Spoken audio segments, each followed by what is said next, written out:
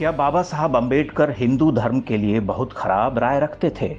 आजकल अंबेडकर के नाम पर राजनीति करने वालों की बातें सुने तो कुछ ऐसा ही लगेगा, लेकिन सत्य इससे बिल्कुल उलट है।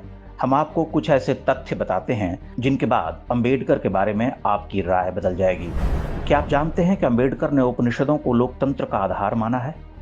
डॉक्टर अंबेडकर ने उपनिषदों का व्यापक अध्ययन किया था।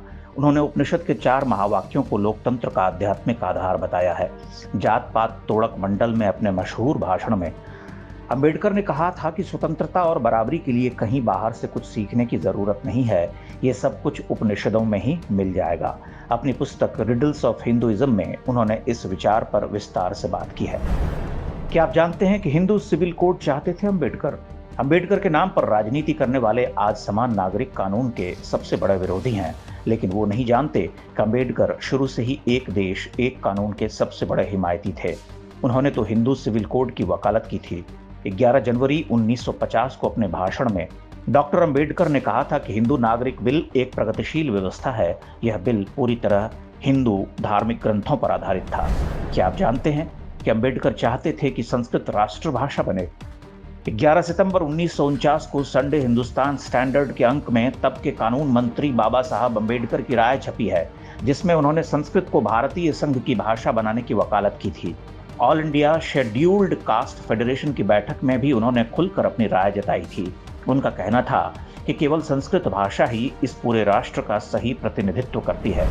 क्या आप जानते हैं कि अंबेडकर सिंधु जल समझौते के विरोध में थे?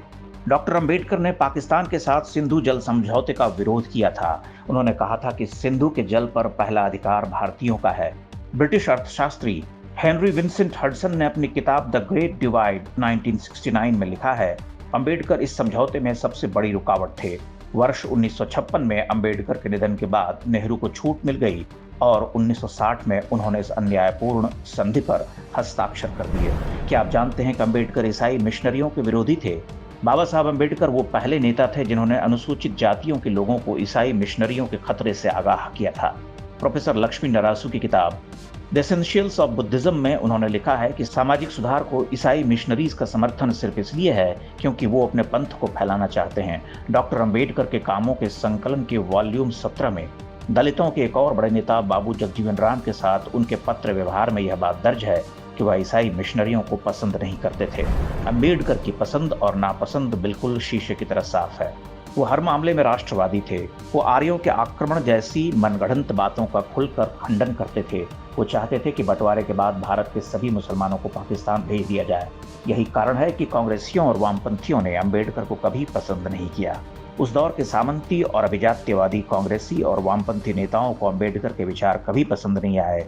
उनके साथ टकराव का परिणाम हुआ कि बाबा साहब अंबेडकर के मन में हिंदू धर्म के लिए कड़वाहट पैदा हो गई।